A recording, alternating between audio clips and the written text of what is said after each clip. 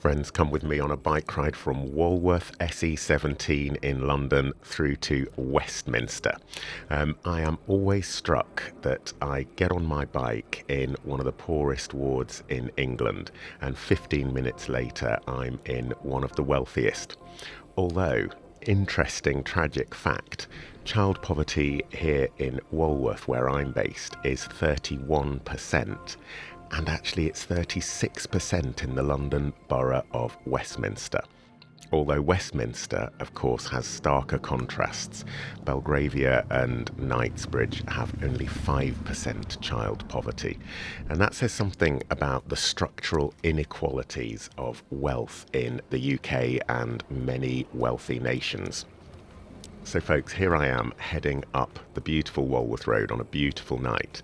And the reason I mention those figures is that I was cycling to an event hosted in Parliament by MP Bell Ribeiro Addy on Reparatory Justice, thinking about how the transatlantic slave trade has still affected and still affects people all around the world through the incredible legacy of that genocidal horror, including institutions like Parliament and the Church of England, which I'm part of, where wealth is partly built through transatlantic trade in African people to plantations in places like Jamaica, where I was born.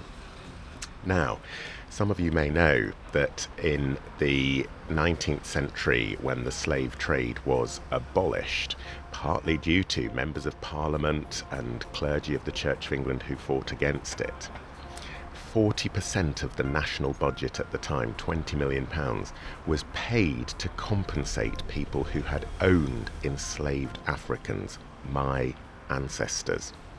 Formerly enslaved people, of course, received nothing, either as individuals or as the nations. And so places like Jamaica, where I'm from, continue to face high public debt, limited infrastructure investment, and economic dependency shaped by that colonial history. What's really interesting to me is, in spite of the figures and the history which is so obvious, so many people find the idea of reparatory justice, and particularly when you say reparations, they find it abhorrent. It's like pushing a button and people think, no, this is a long time ago. That can't be anything to do with today and nothing should be done about it. Whereas actually, the compensation paid to former owners of enslaved people was only finished being paid off in 2015. And of course, the legacies, as I say, of enslavement still persist. Now, on this beautiful cycle ride to Westminster, which to me is very symbolic, the first big milestone that we pass on the right, just behind those trees, is Lambeth Palace, home of the Archbishop of Canterbury over generations and generations, I don't even know how long. And just over the river, you can see there the Palace of Westminster. The spiritual on the south bank, the temporal on the north bank, Lambeth Palace and the Palace of Westminster. And here we are going over Lambeth Bridge. Now, Parliament, of course, governs the UK. And it's really interesting to me to think about what Parliament's response might be to the idea of reparatory justice.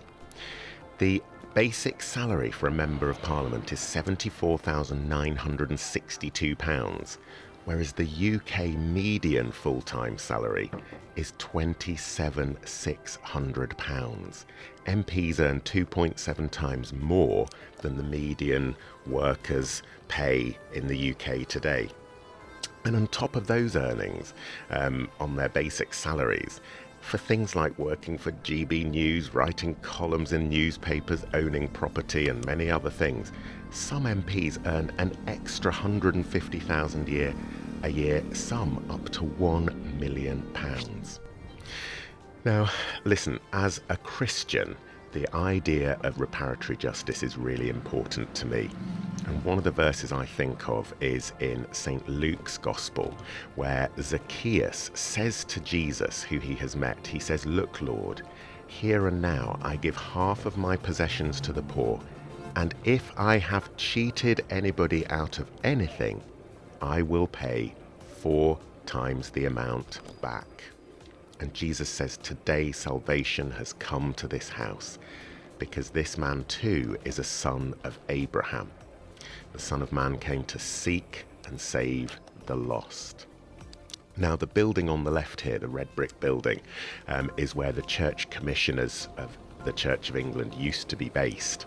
And they have recently started a project for healing and restoration and justice, sometimes known as Project Spire. And the reaction against this from people within the church and beyond has been very vocally negative from some, very positive from many of us, perhaps in too quiet a way, actually. We need to be louder in our support. And here on the left is the back of Westminster Abbey, the Royal Peculiar, which sits just opposite Parliament and where monarchs are crowned in an ancient ceremony that lots of you will be familiar with. And here is me going into Parliament to hear more about this restorative justice, this reparation conversation, which I think is absolutely essential if a nation like ours, a church like ours, a monarchy like ours is to have integrity. Folks, let me know what you think in the comments. You can see my Jamaica ring there and my beautiful Sierra Leonean top that my mother-in-law gifted me to acknowledge my own heritage from people who were captured, beaten, trafficked from West Africa and taken to Jamaica, where I was born. Friends, I hope you enjoyed the bike ride, and I had fun with my little DJI Osmo 360, and the event itself was absolutely brilliant.